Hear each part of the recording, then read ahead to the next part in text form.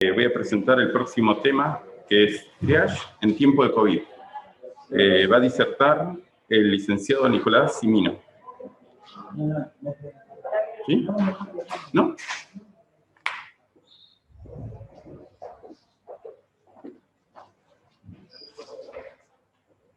¿No salió?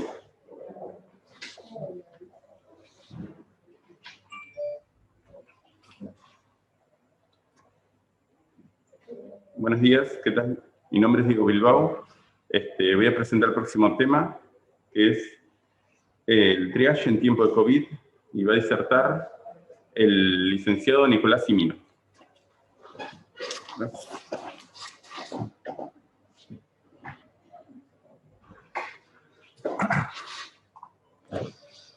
Bueno, buenos días a todos. Mi nombre es Nicolás Cimino. Yo soy enfermero de la Central de Emergencia de Adultos de la Guardia del Hospital Italiano.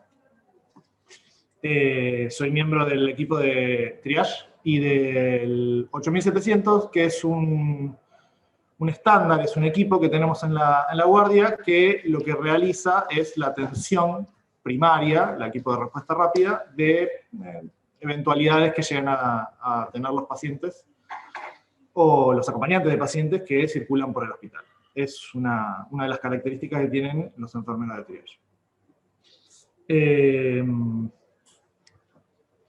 Muy bien. Lamentablemente, estos nuevos sistemas que estamos teniendo acá, me gustaría verlos y saber quiénes están participando, saludarlos, pero bueno, a los que estén del otro lado, un afectuoso saludo y gracias por estar. Muy bien. Me gustaría que esto sea un ida y vuelta, pero bueno, es complicado, ¿no? Esperemos que cuando empecemos a hablar de triage, más o menos todos tengamos una idea vaga, o aquellos que se anotaron en esta charla y los que nos están escuchando, tengan por lo menos una idea de lo que quiere decir ser enfermero de triage, o pertenecer al grupo de triage. Esta imagen representa bastante a lo que es la esencia del enfermero de triage, en donde radica la gran frase que creo que la mayoría de ustedes lo conocen, que es separar la paja del trigo. Bueno, justamente es la esencia del enfermero de triage, separar la paja del trigo en una central de emergencias. Nosotros tenemos la enorme tarea, mediante un método, la experiencia, capacidades, cualidades y formación, sobre todo formación, de clasificar y de priorizar aquellos pacientes por sobre otros que acuden a la central de emergencia en búsqueda de ayuda por una dolencia, por una patología o por lo que sea que consulten en la guardia. Nuestra tarea es justamente separar y categorizar, o el triage es separar y categorizar aquellos pacientes que realmente necesitan una atención prioritaria y que realmente van a requerir de una gran cantidad de cosas del hospital, de insumos y de estudios, versus aquellos que pueden, por su patología, ir esperando o pueden tener más tiempo de espera por el motivo de consulta que los trae a la central de emergencia. Para eso, el enfermero de triage tiene que estar muy despierto, tiene que estar formado en las preguntas que van a hacer, porque ustedes recuerden, sitúense que para aquellos que están dentro de una institución sanitaria, que el enfermero de triage es el primer contacto que tiene que tener, aquel paciente que toca la institución sanitaria. No importa la cobertura de salud, no importa si es público o privado, el enfermero de triage tiene que ser el primer profesional que toca el paciente para establecer su prioridad. Y de acá nos hago una breve separación. Hay dos tipos de triage, el triage extrahospitalario y el triage intrahospitalario. Obviamente, ambos manejan ciertas similitudes, pero son completamente diferentes en su manejo, tanto afuera del hospital como dentro del hospital. Son dos cosas distintas. Nosotros, y esta charla va a ser justamente lo que es intrahospitalario dentro del hospital. Muy bien. Cuando nosotros nos sentamos en la mesa y nos abrimos nuestra computadora, nuestra primera pantalla que vemos es la interfaz de categorización del triage. En donde, si ustedes pueden llegar a ver, tenemos una primera parte, que esto no es azaroso, esto está todo pensado y está todo diseñado con un sentido. ¿Por qué? Porque primero lo que tenemos que hacer nosotros como enfermeros, como colegas, que ustedes ya lo deben saber, es identificar al paciente. No es lo mismo atender a un paciente que a otro. Entonces, en este primer recuadro, el cuadrante superior izquierdo, vamos a identificar al paciente mediante sus datos. En el cuadrante inferior derecho, vamos a colocarle un motivo de consulta. El motivo de consulta no es un diagnóstico médico. El enfermero de triage no hace diagnóstico médico. Hace acercamientos de qué es lo que le puede llegar a pasar. Eso es muy importante recalcarlo, porque el enfermero de triage no hace diagnóstico. Luego, sobre este cuadrante superior derecho, tenemos la categorización que nosotros le vamos a establecer al paciente que ingresa por la guardia. Y acá voy a hacer una salvedad, porque últimamente, en todo este tiempo de pandemia, se han establecido numerosos métodos, sistemas, y se ha hablado tanto del triage de tan mal forma, que se ha establecido la categoría de colores en 3 colores: rojo, amarillo y verde. Muchísimas instituciones conocidas y de la Ciudad de Buenos Aires han establecido 3 colores: rojo, amarillo y verde. Esto es erróneo. ¿Por qué? Primero, porque la bibliografía lo dice. Hay un manual de la Organización Panamericana de la Salud, que es justamente aquella que establece cómo se debería incorporar el triage dentro de instituciones sanitarias, que establece los 5 colores para la categorización, por un montón de justificaciones, entre todas estadísticas, porque, por ejemplo, les pongo, digamos, un ejemplo de por qué es necesario tener 5 categorías y no 3. Un paciente que ingresa por la guardia con un dolor abdominal intenso de 10 en 10 y es categorizado en verde o en amarillo, termina teniendo un aneurisma de aorta abdominal, y ese paciente termina en una unidad de cuidados críticos, en el mejor de los casos.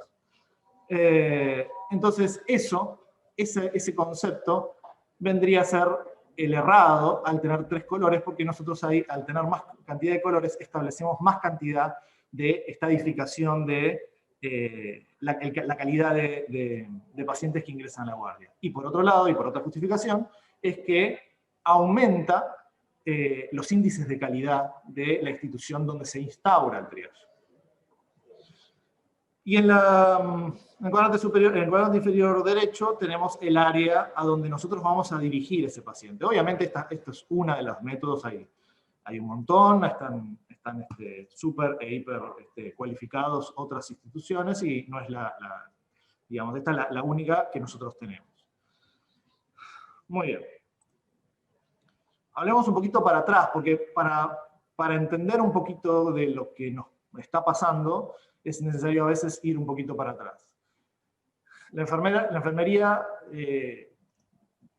sin ningún tipo de duda, ha aumentado su evolución, ha evolucionado un montón en todo este tiempo, en estos años, y esto requiere de que el enfermero esté cada vez más capacitado.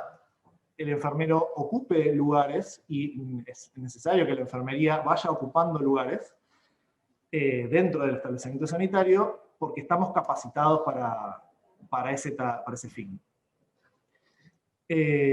Ahí se puede ver en la foto de las guerras napoleónicas. Bueno, estamos hablando de Dominique Jallarey, que es uno de los íconos del triage en el mundo.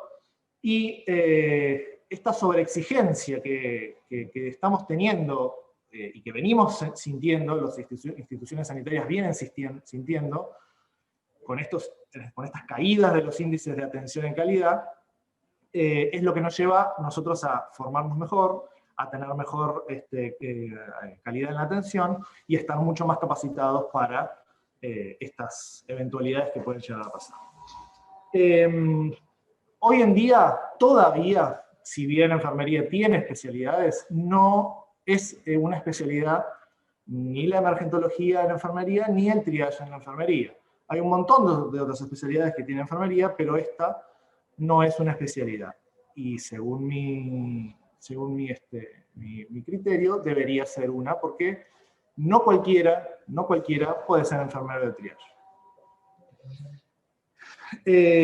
Con respecto a la caída de los índices de calidad, uno de los grandes cucos que tiene el enfermero de triage en estos días es la famosa muerte, o el paciente muerto en la sala de espera. Justamente es una de las cosas que estando el enfermero de triage es, digamos, una de las tareas evitar, porque obviamente es el primer contacto que tiene el paciente, entonces identifica rápidamente aquella patología de riesgo que tiene criticidad en ese paciente. Con este tema de que las guardias, con el concepto de guardia, hay un montón de conceptos acá que yo estoy hablando que se dan en otro tipo de charlas, después pueden hacer las preguntas.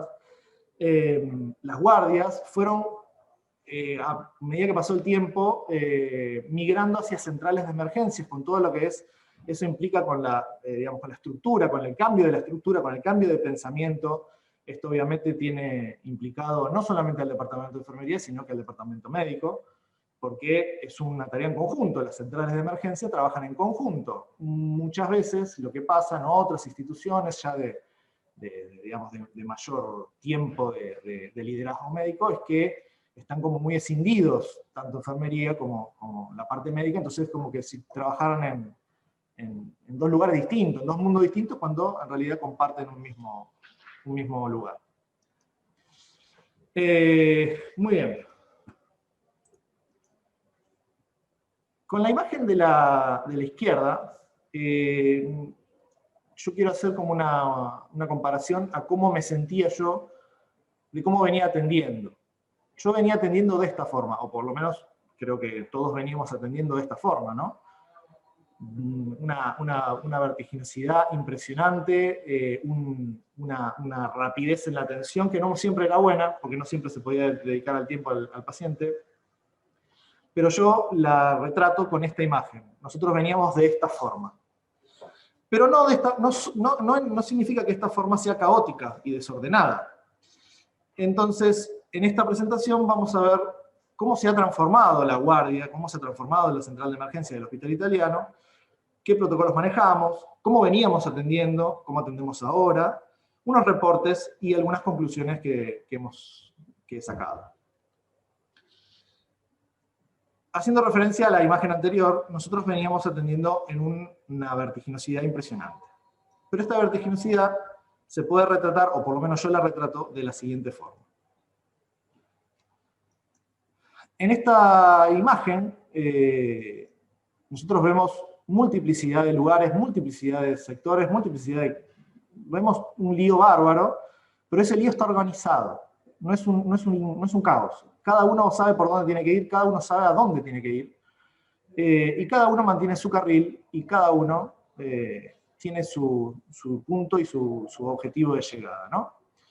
Hasta que, en febrero, ¿qué pasó? Aparecieron los corderitos en la 9 de julio, y cambió todo. Cambió todo, se nos vino una noche que no entendíamos bien qué pasaba, no sabíamos, había muchos potenciales, como cuestión particular, yo pasé a atender, creo que 80, 90 pacientes por noche, a 0, durante 10 horas de mi guardia, 0 pacientes, no tocaba pacientes, no miraba pacientes, no atendía pacientes, no hacía nada. Teníamos una muy baja tasa de consulta en la central de emergencia, y empezaron a aparecer el hospital empezó a protegernos, empezó a capacitarnos, empezó a decirnos cómo, según el área donde estamos, cómo nos teníamos que proteger según estas directivas. Salieron los clásicos equipos de protección personal, 1, 2 y 3, según el área donde estemos. Salieron los cursos de actualización, que todos teníamos que tener leídos, en donde se hablaba de, esto era todo muy, muy incipiente, ¿no? Se hablaba, digamos, de cómo era, dónde estaba, de dónde venía, cómo se contagiaba, pero había cosas a mí que me llamaban la atención, como por ejemplo,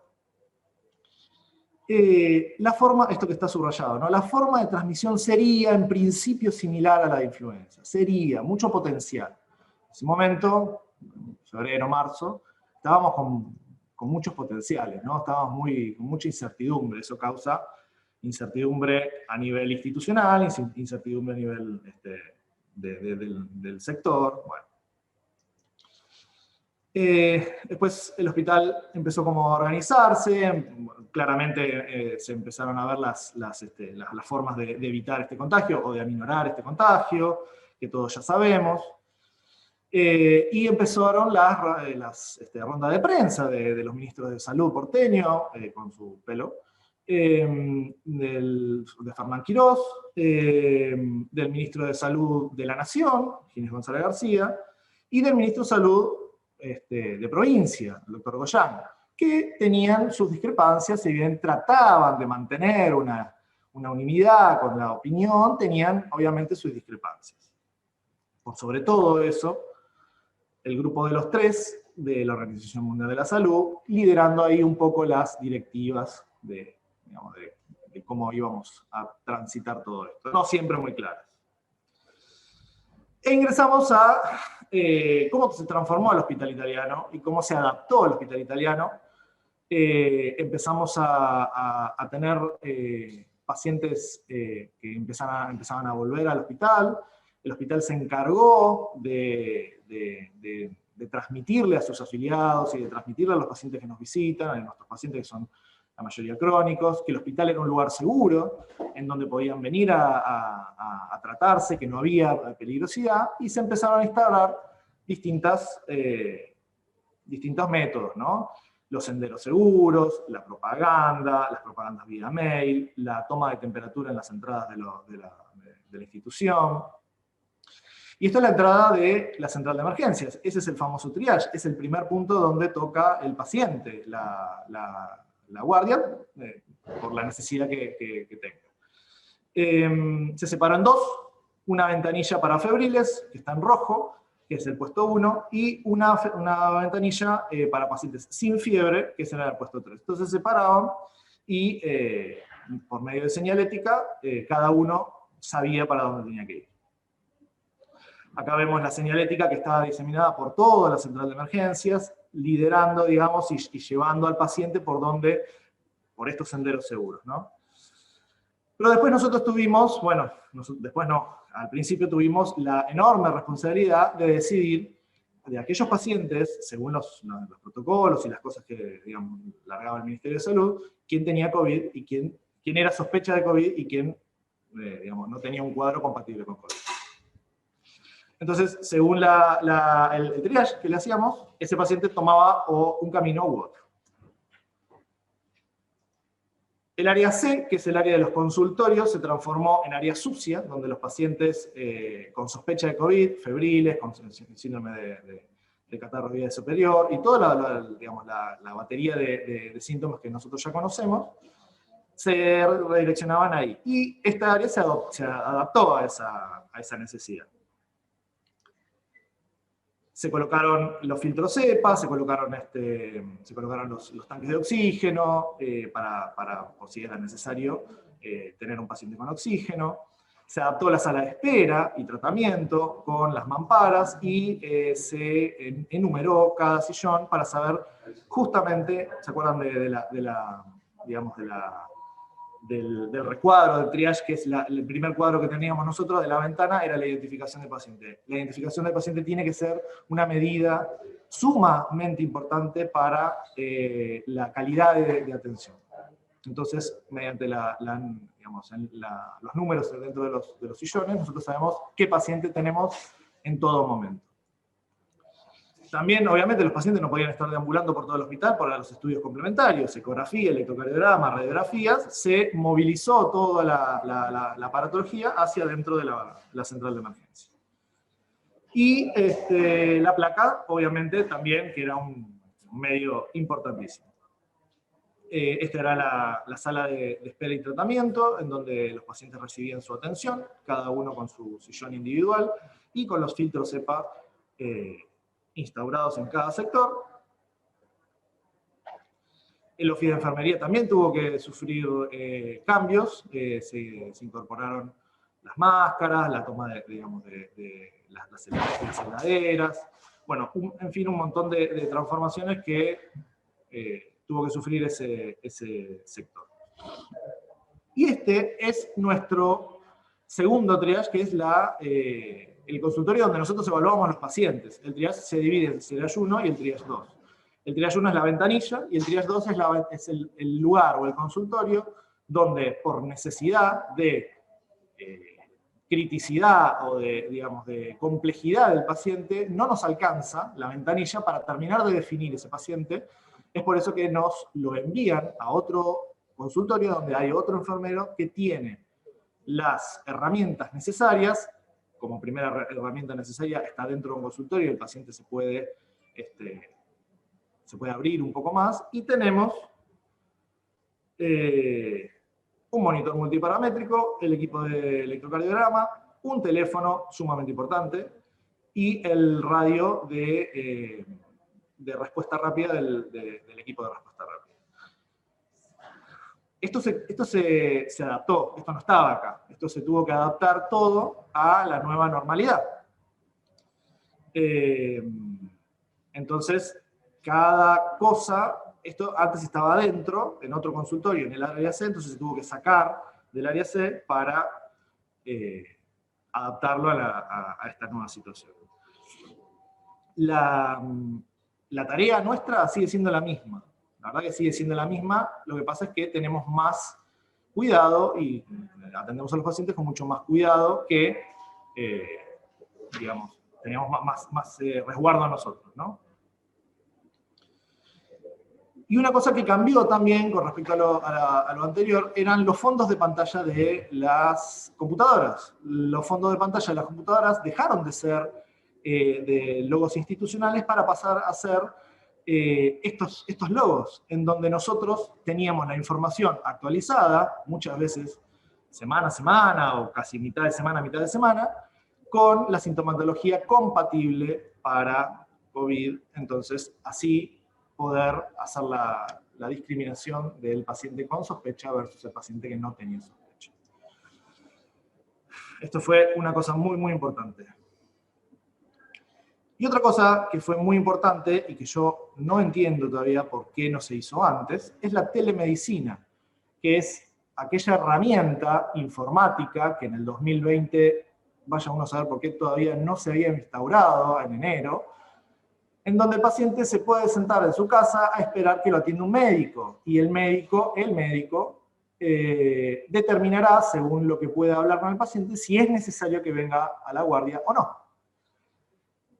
Esto es de suma importancia, porque se sigue atendiendo a los pacientes, se sigue generando ingresos mediante la atención de estos pacientes, se pueden ofertar las recetas, se pueden hacer por medio de forma electrónica para evitar el consumo de la emisión de papel, y fundamentalmente descomprime el hospital, descomprime lo que es la central de emergencia, descomprime las guardias, y esto creo que tiene que ser una visión a futuro para los demás colegas. La telemedicina creo que es algo que tiene que venir a quedarse dentro de este mundo nuevo que tenemos. Creo que la telemedicina y toda la parte electrónica, las recetas, las órdenes de laboratorio, las órdenes de estudios complementarios, todo tiene que ser por sistema. No tiene que, ya el papel es algo que ya es antiguo. Y acá tenemos algunos datos sobre la teleconsulta. Fíjense qué llamativo que es el gráfico, que en la semana 9 epidemiológica cae en la línea azul, cae abruptamente, que es cuando se da el aislamiento, la cuarentena, cae abruptamente la consulta de demanda espontánea, pacientes de demanda espontánea, cae abruptamente a casi cero, no, casi cero no, pero digamos, tiene muy baja la cantidad, y sube abruptamente la línea naranja, que es la de telemedicina.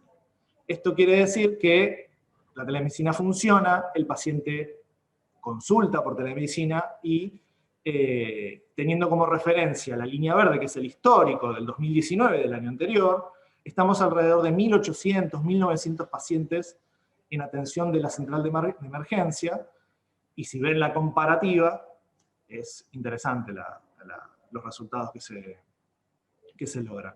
La telemedicina, creo yo, que debería ser un futuro para la atención de los pacientes, sobre todo para descomprimir los hospitales, para descomprimir aquellas consultas que pueden ser resueltas en muy poco tiempo, y que deje lugar y que deje ese espacio para aquellos pacientes que realmente necesitan estudios de mayor complejidad, que realmente necesitan el hospital y la complejidad del hospital, no de este hospital, de todos los hospitales.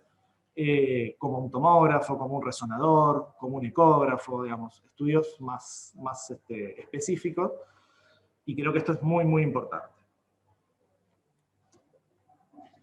También nosotros semanalmente recibíamos por parte de la dirección del hospital los reportes, en donde, bueno, teníamos un pantallazo de cómo veníamos estando. Teníamos un pantallazo, esto era, digamos, de índole pública, no estaba delimitado a nosotros. Y bueno, teníamos un pantallazo de cuántos pacientes teníamos internados en el hospital central, cuántos en el hospital de San Justo, cuántas altas, en fin. Teníamos los reportes semanales y íbamos teniendo una estadística de cómo venía esto, y en base a esto se hacía la gestión. Personalmente, a mí, digamos, como conclusión personal y reflexión personal, yo pasé por lo menos sentí muy brusco el cambio de todo esto. Yo recuerdo que terminé una guardia, como todas las guardias que venía acostumbrado, atendiendo pacientes. Yo fiché, me fui, y al otro día ya estaba decretada la cuarentena, ya estaba el aislamiento, y cuando tomé nuevamente la guardia, cuando fui a trabajar a mi turno, todo había cambiado. Todo, absolutamente todo. Desde la forma de entrar, desde la forma de ingresar al servicio, todo había cambiado.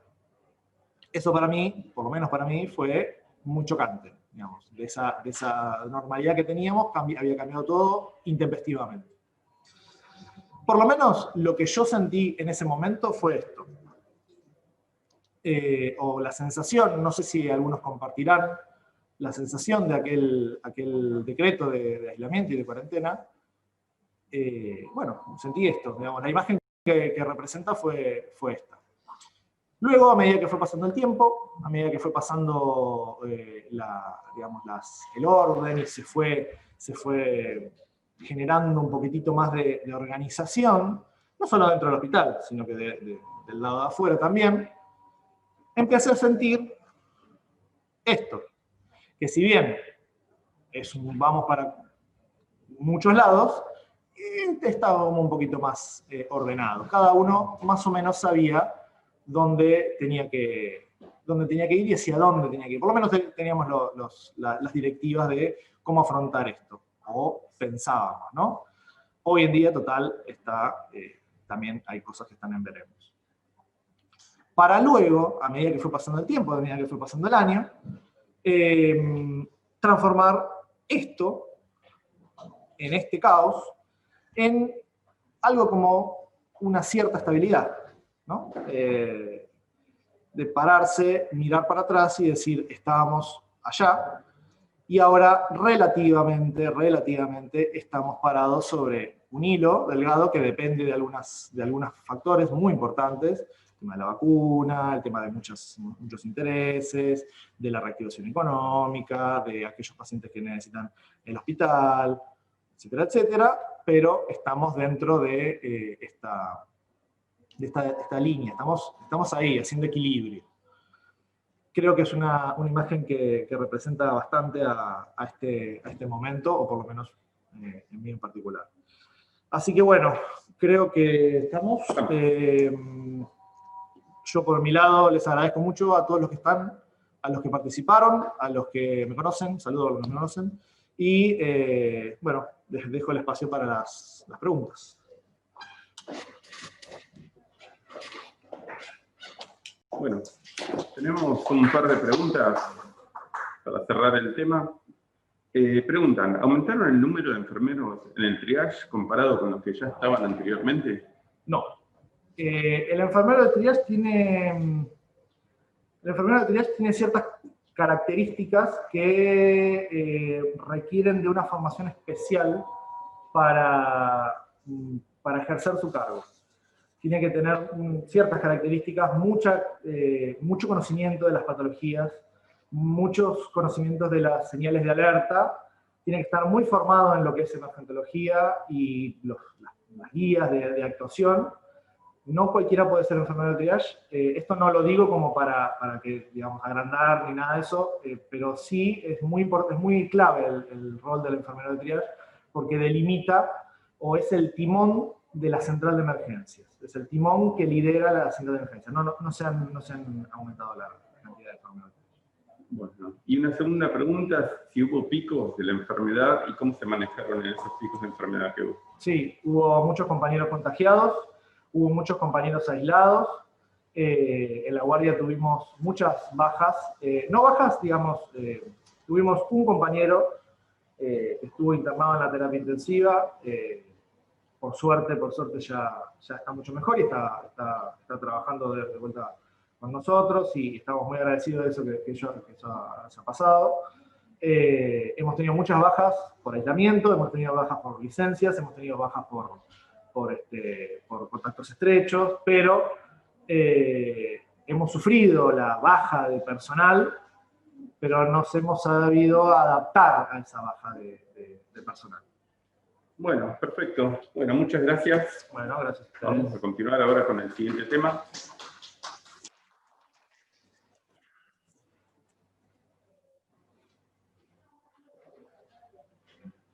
Bueno. ¿Cómo? Ah, sí. Perdón, permiso. Sí, muchas gracias.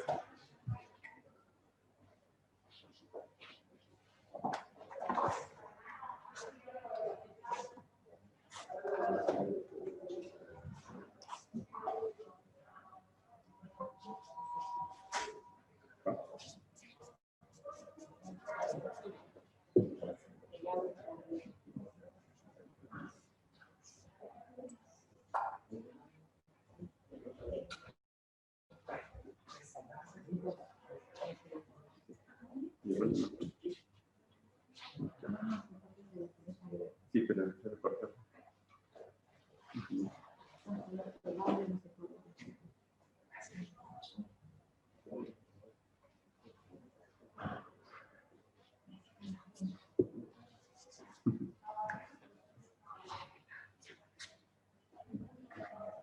Sí.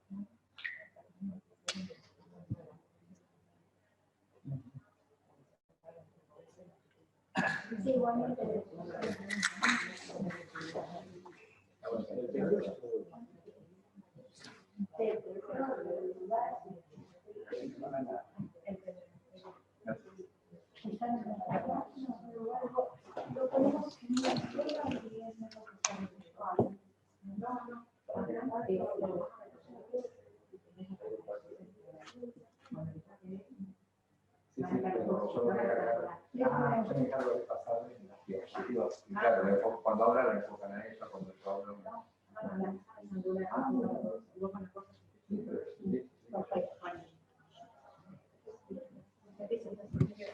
Bueno, nuestro siguiente tema va a ser presentado por nuestro kinesiólogo de la unidad coronaria, el licenciado José Arteaga Orozco y la licenciada Mariela Alonso.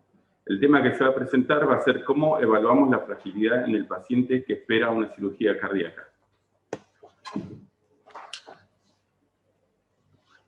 José.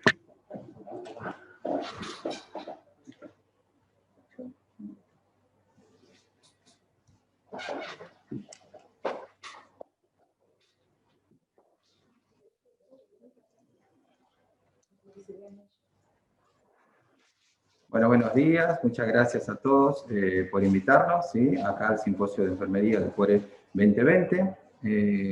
Estoy con mi compañera Mariela Alonso, nosotros somos kinesiólogos de la unidad coronaria.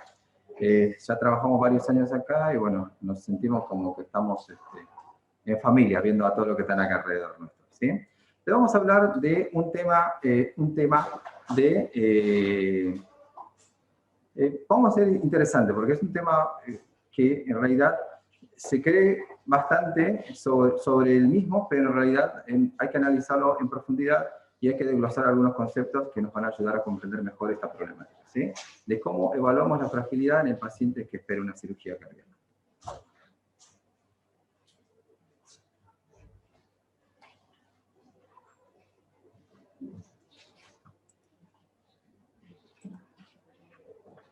Bien. Chicos, no, ok, perfecto. Bueno, frente a un paciente que espera una cirugía cardíaca, muchas veces nosotros, como equipo de salud, siempre estamos preguntándonos cómo va a ser esta intervención, ¿sí? También estamos esperando o programando para cuándo va a ser la intervención quirúrgica. Otro grupo también del equipo médico está analizando el porqué de esa cirugía, ¿sí? Pero también estaría bueno preguntarnos si será posible anticiparnos a algunos eventos, ¿sí? Si hacemos un poco de historia y hablamos un poco de los pacientes que cursan la internación en una unidad de cuidados intensivos, ¿sí? En áreas cerradas, podemos evocar antes de Cristo, por ejemplo, a Sófocles.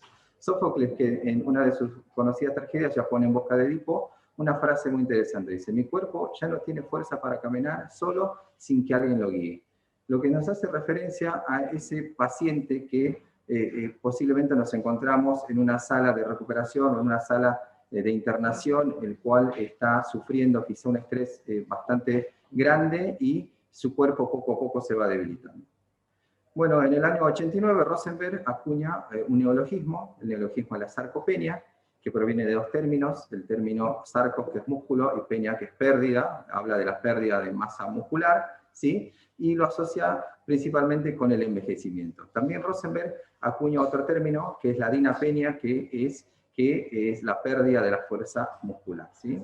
Estos dos fenómenos, Rosenberg observa que se ven de manera concomitante, ¿sí? La pérdida de masa muscular y la pérdida de la fuerza muscular, ¿sí?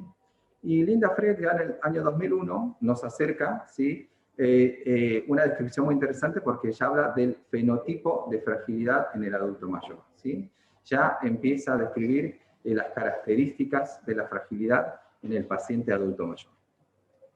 Bueno, es muy interesante todo esto porque muchas veces la vamos a ver presentada en un mismo paciente y están entremezcladas muchas de estas cosas que se denominan, por ejemplo, comorbilidades, discapacidades y la fragilidad, ¿sí? Vamos a aclararles algunos conceptos, o vamos a mencionarles algunos conceptos en realidad, que nos van a ayudar a comprender mejor lo que viene más adelante, ¿sí? Por ejemplo, comorbilidad es la concomitancia de enfermedades que pueden modificar el tratamiento o curso evolutivo de una enfermedad, y obviamente debemos saber que eso no implica necesariamente la fragilidad, ¿sí? Y bueno, discapacidad es lo que quizás es más evidente ver en el paciente, que es esa dificultad para poder realizar sus actividades cotidianas. ese paciente que sufrió el estrés quirúrgico y que posiblemente se ve en un estado de debilidad y no puede retomar rápidamente sus actividades de la vida cotidiana, en la cual nosotros intervenimos como para que las pueda retomar lo antes posible. Y fragilidad, ¿sí? Debemos tener en cuenta que el término de fragilidad hace referencia a dos cuestiones, lo que sería la fragilidad física propiamente dicha y la fragilidad multidimensional, ¿sí? En lo que hace referencia a la fragilidad física, uno puede entender que va a ser un estado previo, ¿sí? Previo a la discapacidad, ¿sí? En cambio, la que es la fragilidad multidimensional, obviamente es un acúmulo también de comorbilidades que va a desestabilizar a este paciente y también lo pone en una situación vulnerable. Lo importante es saber que la fragilidad se debe considerar como uno de los principales factores asociados a resultados malos o adversos frente a un estrés quirúrgico en un paciente, ¿sí? Y conocer que existe y conocer que está presente obviamente nos va a ayudar a planificar seguramente un plan de cuidados individualizado, ¿sí? Bueno, nos ponemos un poco en el contexto actual, ¿sí? El contexto actual de la pandemia ha generado quizá algunas restricciones, ¿sí? En las personas que principalmente han sido grupo de riesgo, han sido las personas adultas mayores, y en este estudio se muestra que la restricción de la movilidad, ¿sí? Va a generar más adelante discapacidad en las personas, ¿sí? Los pacientes que se encuentran seguramente en la periferia de este gráfico, o sea, el paciente que es deambulador extradomiciliario, que tiene una red de contención social continente y que puede salir de su hogar y que puede tener actividad física, seguramente es un paciente que va a tener muchas más chances de estar mejor que aquel paciente en el cual el peor escenario que se puede presentar quizá es simplemente una habitación, ¿no? Estar confinado en una habitación que puede ser en su hogar, puede ser en una institución o puede ser en un hospital, ¿no? Aquel paciente en el cual está muy restringido en su movilidad y en su red de contención social, seguramente es el paciente que no le va a ir tan bien, ¿sí? Bueno, y acá también tenemos un signo de atención en lo que respecta a la movilidad y la actividad física, ¿sí? En este estudio se muestra, por ejemplo, una pregunta, ¿no? ¿Cuánto será necesario caminar, ¿sí? Para que una persona sea considerada activa? Fijémonos en el rango entre la edad de 20 y 65 años, fíjense que para poder ser considerado activo, tiene que tener por lo menos 7.000 pasos por día, ¿sí? Que es bastante como para que uno pueda ser considerado activo. A veces parece la cantidad de pasos bastante enorme, ¿no? En el número absoluto, pero debemos tener en cuenta que 500 pasos aproximadamente son 5 minutos de caminata, ¿no? Como para que tengamos una idea de relación entre el tiempo y las caminatas, ¿sí? El ser activo o el tener una actividad física en las personas tiene un efecto protector sobre la salud, ¿sí? O sea que es un dato interesante el que arroja este estudio. En este otro estudio lo que mostramos es, por ejemplo, el seguimiento de estos pacientes adultos mayores, ¿sí? Se los ha seguido durante 5 años después de que egresaron de una sala de terapia intensiva, después que estuvieron internados en el hospital, y lo que quisieron ver era cuáles eran los eventos precipitantes más importantes que generaban discapacidad en el adulto mayor, ¿sí? Y entre los más importantes, fijémonos, no solamente son las enfermedades que se van acumulando, ¿no? Como comorbilidades en este paciente, como por ejemplo un ACV o puede ser insuficiencia cardíaca. Fíjense que tenemos acá como principales eventos precipitantes la fragilidad, la restricción de la actividad física y las hospitalizaciones. Parecería ser que las hospitalizaciones en los pacientes adultos mayores marcan un evento estresante muy importante, ¿no? Y bueno, seguramente si este paciente presenta fragilidad, posiblemente lo desestabilice, le genere un evento precipitante. Bueno, al hospital italiano, sí, y también le interesó de preguntarse, ¿no? Si los gastos en salud podían ser diferentes, por ejemplo, en aquellos pacientes que envejecían con el plan de salud, a diferencia de los que se enrolaban después de los 65 años. Todos sabemos que existe el Plan Mayor, ¿sí? En nuestra institución, y fíjense, acá se hizo un estudio, ¿sí? Que se presentó en el año 2001, ¿sí? Hace varios años ya, donde se estaba comparando si los gastos de salud eran mayores o eran diferentes quizá entre los pacientes que envejecían con plan de salud o los que se afiliaban al Plan Mayor después de los 65 años. Lo interesante es que encontraron que el promedio de edad era aproximadamente 74 años en este grupo de estudio, ¿sí? Y que principalmente eran mujeres la mayoría de estos pacientes, ¿sí? El 65% eran mujeres. Recordemos que algunos factores de riesgo, por ejemplo, de riesgo quirúrgico, simplemente este factor no modificable del sexo, por ejemplo, en este caso sexo femenino, ya implica algún riesgo, ¿sí? Aumentado. Y bueno, lo que dentro de las conclusiones que sacaron, algo interesante es que no encontraron diferencias estadísticamente significativas respecto al número, por ejemplo, de días de internación en unidades críticas, ni tampoco en el gasto de recursos en salud. O sea, seguramente, digamos, uno puede pensar que está cuidado o está preservado por un sistema de salud, pero hay también personas que se afilian en una edad adulta, donde obviamente hay mayores riesgos, pero aparentemente los gastos son similares. O sea, seguramente algún dato o algo en la evaluación nos estamos perdiendo de vista para tal vez tener algún tipo de actitud más preventiva o mejorar esta intervención. Bueno, va a hablar ahora mi compañera porque va a hablar sobre ese paciente, ¿no? Que se va a encontrar, ¿sí? Que se va a encontrar antes de operarse, ¿sí? Bueno, frente al paciente que tiene una enfermedad cardiovascular, ¿sí? Que va a estar expuesto a una cirugía, se presenta ¿en dónde? En un escenario prequirúrgico. En ese escenario prequirúrgico, a nosotros nos va a servir para evaluar a ese paciente y poder detectar, por un lado, aquellas afecciones médicas que no son controladas. ¿Cuáles son? Y que se pasan normalmente por alto: la diabetes y la hipertensión arterial. Y otros factores de riesgo que tenemos, algunos que van a poder ser modificables y otros que no. ¿Qué factores de riesgo tenemos no modificables? El sexo y la edad. Y por otro lado, poder intervenir o anticiparnos con esos factores de riesgo que podemos modificar. ¿Cuáles son esos factores que podemos modificar? ¿Sí? La anemia crónica, la desnutrición, el tabaquismo, la disfunción cognitiva y trastornos por el consumo de opiáceos y sustancias tóxicas. Hay una entidad que es la anemia crónica, que generalmente se pasa por alto en el adulto mayor. Son pacientes que vienen con déficit vitamínicos, ¿sí? De vitamina B12 y anemia. ¿Y cuál es la complicación más inmediata en el postquirúrgico? Son pacientes que van a recibir transfusiones sanguíneas, ¿sí? Y por lo tanto se nos va a retrasar el momento de inicio de la rehabilitación.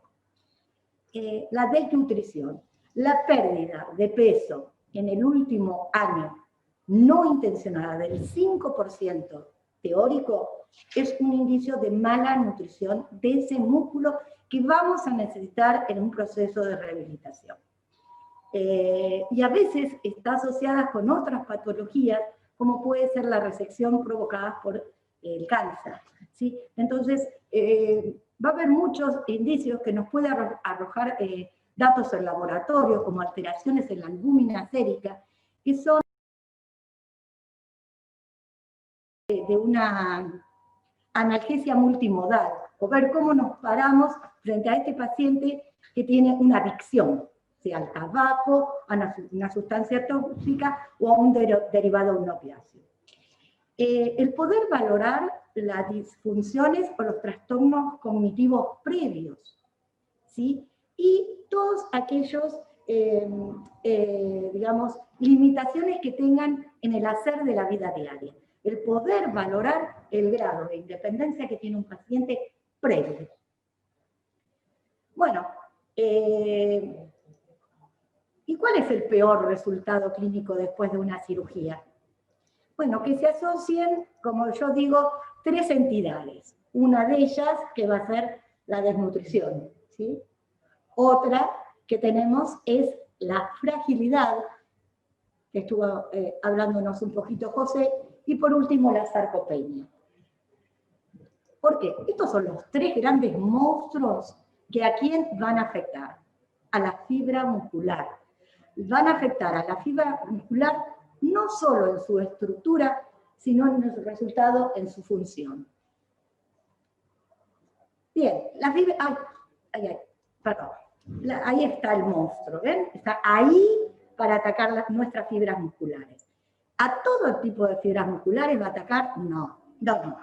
Las fibras musculares tipo A son aquellas fibras que son rojas, ¿sí? De contracción rápida. ¿Por qué tienen esa propiedad de contraerse rápidamente? Porque tienen el oxígeno a mano, porque tienen demasiadas mitocondrias, demasiadas mioglobinas, es rico en sarcoplasma. Entonces, es una fibra muscular que se alimenta con el oxígeno que proviene de su cercanía. No tiene que gastar mucha energía para conseguirlo. Pero, ¿qué fibras están afectadas en la sarcopenia y en la fragilidad? Las fibras tipo 2, que son esas fibras que son de color, que son blancas, que tienen poco sarcoplasma, pocas mitocondrias, poca mioglobina, es decir, que tienen poca nutrición. Su vía para conseguirlo es la vía aeróbica. Son esas fibras musculares de contracción rápida. Esas fibras se van perdiendo, porque al no haber una buena nutrición, ¿qué pasa? Todo ese tejido, esa fibra se va perdiendo, se necrosa. Y es reemplazada por ¿qué tipo de tejido? Graso y por tejido conectivo. Es decir, que ese músculo, en vez de tener 1000 fibras que se están realizando una contracción, tiene mucho menos. Por lo tanto, la función también es menor. Y está en detrimento de la función del paciente.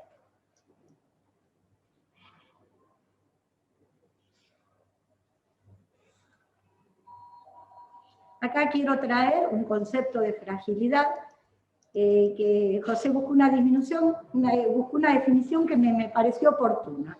Fragilidad es la disminución de la reserva biológica que ocurre durante el envejecimiento, y acá está lo importante, que deja a la persona en una situación de especial vulnerabilidad. Aquel paciente que llega a una evaluación prequirúrgica va a estar sometido a una situación de estrés.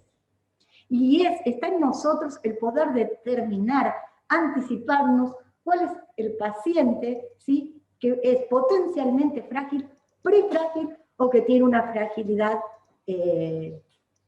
definida, ¿sí? Bien.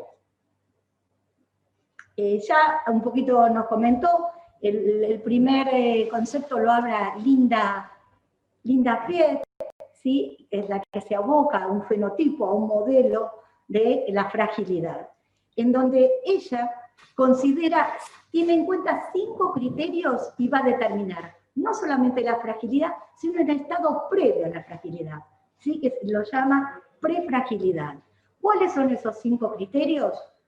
Bueno, primeramente, como dijimos, la nutrición. Si un paciente pierde el 5% de su peso corporal normal en el primer año, en forma no intencionada, eso ya es un criterio para considerar de prefragilidad. Otro criterio, ¿sí?, que es donde se va a valorar en estos 2 que voy a hablar, es la fragilidad física. ¿Que cuáles son? La fuerza de prensión de la mano, que se toma con dinamometría, ahora José nos va a explicar un poquito más, y por el otro lado, la velocidad de la marcha, la capacidad de reacción del músculo. ¿Qué vamos a valorar ahí? Esas fibras rápidas y contráctiles que están en detrimento, que se están perdiendo, ¿sí? Nos van a comunicar el estado de esa fibra muscular, que es la que nos importa ¿qué? Para poner de pie y que empiece a andar un paciente en una rehabilitación. Esos son los 2 puntos de la valoración de la parte física. Y hay 2 ítems más importantes, que son la autopercepción de agotamiento. Normalmente el paciente con una enfermedad cardiovascular cursa concomitantemente con estados de depresión. El 50%, y se confunden los síntomas. Si yo me fatigo, no puedo hacer algo, no camino. Si no camino, me angustio. Entonces se confunden, ¿sí? Quedan como solapados uno entre otro. Entonces se consideran dos preguntas, considera Linda Frey, dos preguntas para valorar la autopercepción del agotamiento. Una, usted, en el último año de su vida, ¿empezó a cansarse más, a agotarse más seguido con respecto a las actividades diarias que normalmente hacía? Si la respuesta es sí, ya tenemos el 50% de que nos esté dando un criterio de fragilidad positiva. Y la segunda pregunta, frente a esta discapacidad, ¿se tiene que detener y no puede seguir más? ¿Sí? Entonces, si considera que los dos criterios de estos dos criterios tendrían que ser positivos para valorarlo como un síntoma. Si dice que no se detiene, que solamente refiere cansancio, no es indicio de fragilidad. Segundo criterio. El tercer criterio es la actividad física. Para que sea presentado en forma simple, ¿cuándo se dice que una persona es activa o sedentaria? Vamos a tener en cuenta un tiempo en horas semanales. Para el hombre es de 2 horas y media. Un equivalente a quemar 340 kilocalorías semanales. 2 horas y media ¿de qué? ¿Qué actividad? Y tiene que ser una actividad aeróbica, ya sea paseo, caminata, marcha, natación. ¿Sí?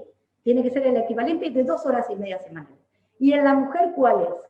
El de 2 horas semanales también. ¿Sí? Ella un equivalente un poco mayor de consumo de kilocalorías, que es de 280 kilocalorías. Si no se da esto, hablamos de una persona sedentaria. Esto también es un factor de fragilidad. Y bueno, nombré los 5 criterios, ¿sí? ¿Qué es lo interesante de este modelo de Frey? Con un solo criterio estamos en presencia de la prefragilidad. Tiene que tener 2 o más criterios para ser considerado un paciente frágil. A mí me interesó en el armado de la ficha de fragilidad el considerar estos 5 ítems que habla Fried, y además tener 2 tablas más para correlacionarlas, que se utilizan en el paciente geronte mayor. Que yo no digo geronte mayor, porque todas patologías que se cronifican, ¿sí? Lo ponen a la par al geronte mayor, ¿sí? Y puede ser mucho más joven y una patología llegar a un deterioro tal que ese músculo se comporte como tal. Por eso me parece importante la valoración con el SPPB, que nos determina la sarcopenia, es decir, esa pérdida de masa muscular y esa pérdida de fuerza muscular. Entonces, el SPPB, que es un test que evalúa el rendimiento físico, un test corto, evalúa otras instancias que a mí me van a interesar. Además de la velocidad de la marcha, va a valorar, por un lado, el equilibrio. El equilibrio para nosotros es importante en una rehabilitación posterior. Es el que nos va a alertar cómo ese paciente se va a poder trasladar. ¿Se va a poder trasladar solo o va a necesitar de un elemento de sostén? Un andador, un bastón, ¿sí? Nos alerta de otros, nos da otros aspectos de ese paciente. Y por último, tenemos que también valora el sentarse y pararse 5 veces consecutivas. Si ustedes un día se ponen a registrar cuántas veces se sientan y se paran de una silla, innumerables, innumerables. Por eso es una actividad que me parece que se tiene que valorar, porque para poner de pie y que un paciente empiece a caminar, se tiene que poner de pie. Y para eso se tiene que levantar de una silla. Bueno, lo dejo con José porque él explica otras cositas técnicas que son muy interesantes. Bueno, gracias, Mariel. No. Gracias, Mariel. Vamos a continuar con la charla, ¿sí? Y bueno, como dijiste vos bien, que bueno, existen como varias maneras de valorar la fragilidad, ¿sí? Vos explicaste los criterios de Fried, ¿sí? Sí. También están, por ejemplo, los criterios de Frey, ¿sí? Que a veces los confundimos porque suenan muy similares. Otras escalas también, la escala de Green, ¿sí? Que justamente acá está valorando un paciente con enfermedad valvular aórtica, ¿sí? Esta es una tabla que muestra varias posibilidades de valorar la fragilidad. Pero nosotros, como kinesiólogos, tenemos que ser operativos y tenemos que ser eficientes y bueno, nos tenemos que basar seguramente con test que tengan cierta complejidad, pero que lo podamos realizar en nuestro ámbito cotidiano, ¿sí? Nosotros elegimos la escala de Fried por los criterios que mencionaste, los 5 criterios que ahora lo vamos a desarrollar, y también la escala SPPB, que es el test, la variabilidad corta de performance física, ¿sí? Porque obviamente es algo que nosotros podemos hacer, o sea, nos es factible valorar y seguramente reproducible por cualquier otro profesional también. Bueno, fijémonos, hemos tratado de generar una innovación, ¿sí? Juntamente con el equipo de cirugía cardiovascular, y hemos generado en la historia clínica un problema. Ese problema se denomina evaluación funcional prequirúrgica. En los pacientes que ustedes reciban operados por nuestros cirujanos, van a encontrar este problema ya escrito en la historia clínica, es la evaluación funcional prequirúrgica, y acá Mariel, ¿sí? y yo también, le dimos algo de forma, ¿sí? Más que todo Mariel, que es la parte, digamos, más ordenada y de dar forma a estas cuestiones, generó una ficha, ¿sí? Una ficha de evaluación. Nosotros vamos por la vieja usanza, todavía tenemos, llenamos papeles, llenamos tablas de Excel y llenamos también datos, ¿no? Bueno, esta tabla que generó Mariel, sí, fíjense que en la primera parte están los datos filiatorios del paciente, ¿sí? También algunos datos muy importantes para nosotros, que es el peso, ¿no? la estatura, la talla, para sacar el índice de masa corporal, obviamente el equipo tratante también, ¿no? Y bueno, y en observaciones ponemos algunos datos importantes que nos refiere el paciente y algunos datos también que preguntamos nosotros. Por ejemplo, muchas veces le preguntamos si es que, cómo lo llaman habitualmente, porque a veces no solamente es por el nombre, sino a veces es por algún apodo, ¿sí? Entonces nos parece importante saber cómo se llama familiarmente, para que cuando el momento que se va a despertar o que se va a extubar, si lo podemos nombrar de la misma manera, posiblemente nos tome un poco más de atención, ¿sí? Como bien dice acá, estamos hablando según los criterios de Fried, ¿sí? Fíjense, en la primera parte de nuestra ficha evaluativa está sobre lo que es la pérdida de peso no intencionado, ¿no? Siempre se valora en el último año, fíjense lo que dijo Mariel, está hablando de 4,5 kilos de pérdida de peso, o el 5% del peso, ¿sí? En el último año. Estamos también haciendo las dos preguntas de valoración del cuestionario de depresión, ¿sí? Que era la autopercepción de cansancio o agotamiento, y si eso obviamente hacía que el paciente se detenga en sus actividades cotidianas. También valoramos la fuerza de prensión de mano o la fuerza dígito palmar, ¿sí? La fuerza dígito palmar o de prensión de mano ya ha sido estudiada de antes por el Consenso de Sarcopenia Europeo, ¿sí? Del año 2010, y la actualización del año 2018 ya nos marca unos puntos de corte, y en realidad la sarcopenia en realidad está muy relacionada con lo que es la fragilidad, pero bueno, un dato objetivo para poder medir y poder exponerlo y escribirlo es simplemente la dinamometría de la prensión de mano. Fíjense que acá, según los criterios de Fried, obviamente pone unos rangos para ser considerados normales o bajos, que corresponden a los varones y a las mujeres, y también lo relaciona con el índice de masa corporal, ¿sí? También vemos el criterio acá de la velocidad de la marcha. La velocidad de la marcha es un dato muy importante, como dijo Mariel, que bueno, el hecho de caminar más lentamente nos está marcando que existe seguramente una mala calidad muscular. Lo que mencionaba Mariel, que bueno, las fibras musculares obviamente algunas están especializadas para la contracción más lenta, ¿no? Y otras para la contracción rápida. Obviamente, si tengo predominantemente fibras que son fatigables y tengo una mala calidad muscular donde no tengo músculo y tengo más grasa que músculo, seguramente me voy a fatigar más rápido, ¿sí? Y mi marcha va a ser más lenta. La velocidad de la marcha, para ser considerada normal, tiene que ser por lo menos 0,8 metros por segundo, ¿sí? Lo que importa acá es que el test es valorado en un espacio muy reducido. Por ejemplo, Fried sugiere 4,56 metros para valorar ese test de marcha, y el SPPB toma en 4 metros.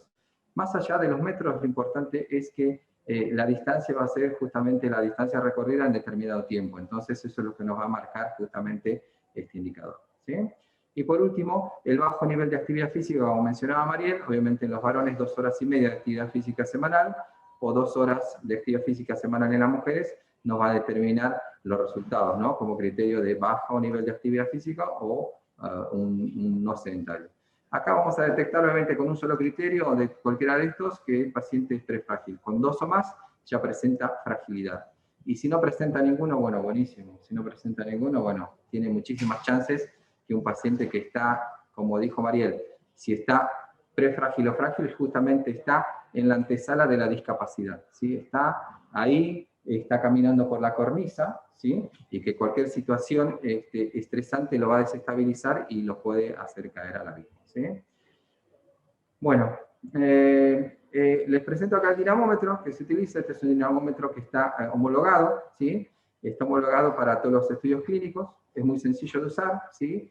Y la prensión dígito palmar o la prensión manual, ¿sí? Es un poderoso predictor de resultados pobres en el paciente. Fíjense los puntos de corte para el varón y para la mujer, ¿sí? Fíjense, para el varón está entre 26 y 30 kilogramos fuerza, y para la mujer entre 16 y 20 kilogramos fuerza, ¿sí? Es muy simple la toma de esta prueba. Acá les muestro la planilla, donde tenemos, por ejemplo, los test en que consisten el SPPB, que mencionaba Mariel, que es la batería corta de performance física. Fíjense el primer ítem, que es el equilibrio. Fíjense que el paciente tiene que estar parado por lo menos 10 segundos, con ambos pies juntos. Después que sucede eso, le pedimos que ponga la mitad del pie incluida en la otra, que puede elegir el pie que él quiera para estar en equilibrio. Puede ayudarse con las rodillas o los brazos, pero no debe sostenerse de otros objetos, ¿sí? Y el más difícil de todos, que es este que tiene un pie adelante y un pie atrás, como el pan y queso, obviamente tiene que permanecer por lo menos 10 segundos de pie en equilibrio, ¿no? Obviamente si el paciente no permanece los 10 segundos, obviamente a menor tiempo, menor puntaje, y bueno, peor está el paciente en ese ítem, ¿sí? Del equilibrio. La velocidad de la marcha, como también les dije, ¿sí? Se mide en cuánto tiempo recorre esa distancia de 4 metros, y bueno, la consignamos, ¿sí? Y este test importante que mencionó Mariel, el hecho de poder pararse y sentarse en una silla, ¿sí? Es muy importante.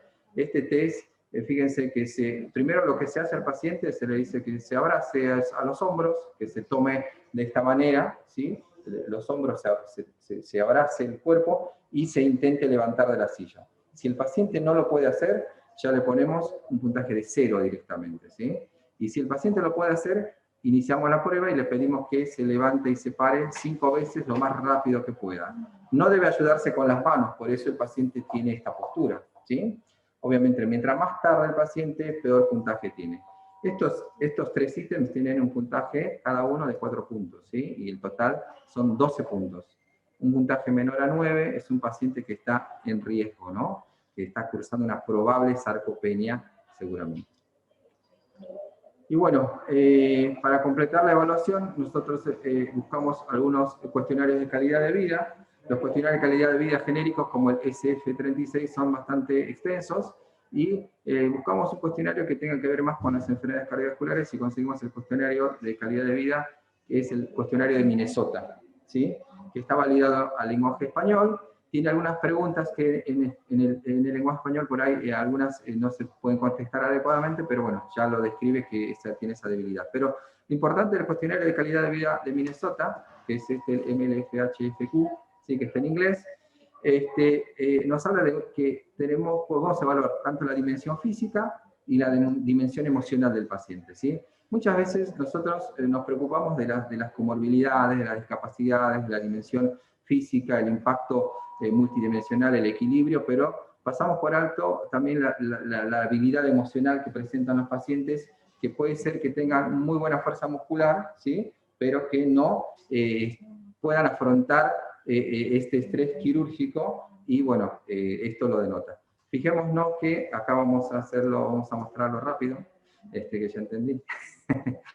Que, bueno, el efecto piso y el efecto techo que tiene este test de calidad de vida en Minnesota es mucho menor que los otros test, ¿sí? Genéricos. O sea, significa que es más sensible para la detección de estos problemas, ¿sí?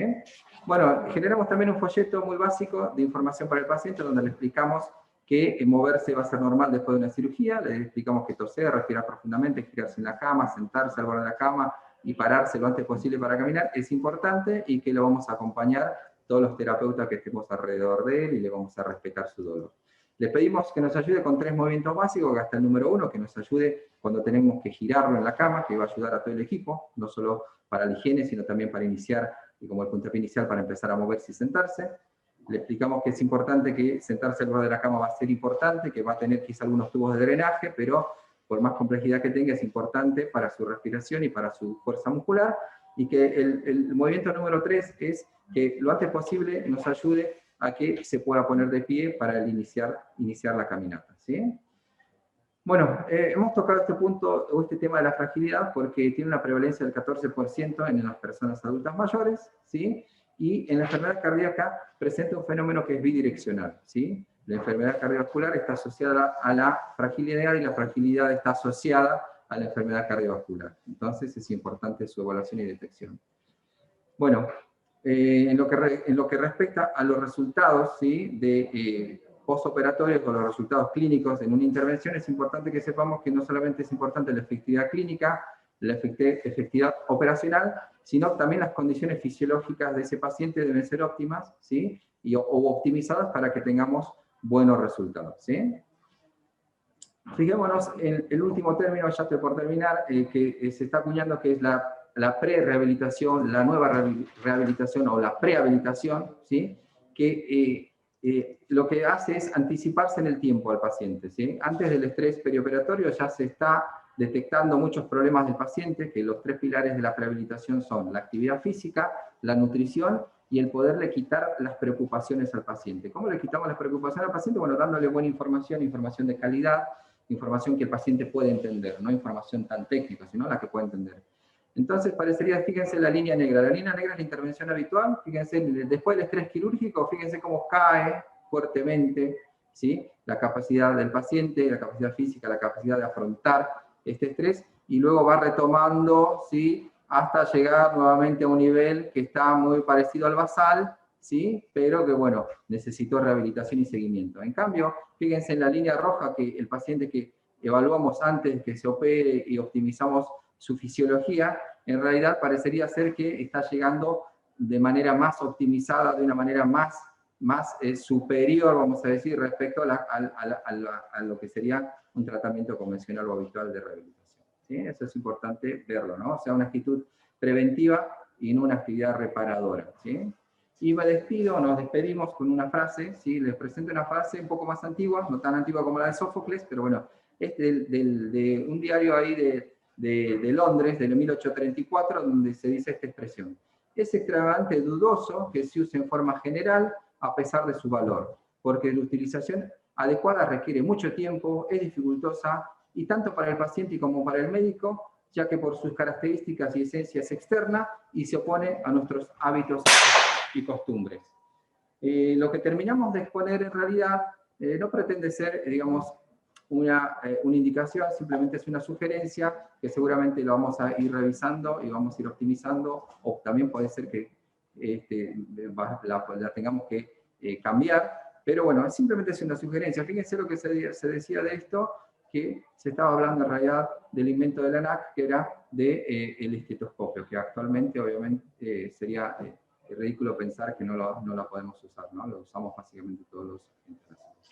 Bueno, muchísimas gracias por haber estado acá presentes, ¿sí? Y muchas gracias por la invitación. Muchas gracias, José. Tenemos unas preguntas cortitas. Bueno, empezamos. ¿El test se hace solo una sola vez o se vuelve a repetir para evaluar en el postoperatorio? Bien. En realidad se hace, lo hacemos una sola vez en el pre, porque nos está interesando saber qué podríamos optimizar de ese paciente o cómo lo podríamos ayudar. Obviamente no le vamos a dar toda la ayuda a nosotros, posiblemente pidamos la ayuda a otro profesional y puede ser que podamos pedir una derivación, por ejemplo, de nutrición, o pedir una derivación a psicoprofilaxis. O sea, se lo evalúa en el pre principalmente. Sí, sí. En el post no se vuelve. En el estado agudo hay pruebas, como puede ser la velocidad de la marcha, que por ahí no son posibles de realizar. Y aparte valora otras instancias según el modelo de FE que no es compatible en el post-quirúrgico. Habría que ver qué cuestionarios o qué test toman, pero no. Claro. En el post-operatorio inmediato no. Bueno, perfecto. Bueno, como estamos con poco tiempo para seguir con el programa, vamos a hacer ahora un pequeño intervalo y continuamos en un ratito. ¿Sí? Hasta luego. Gracias.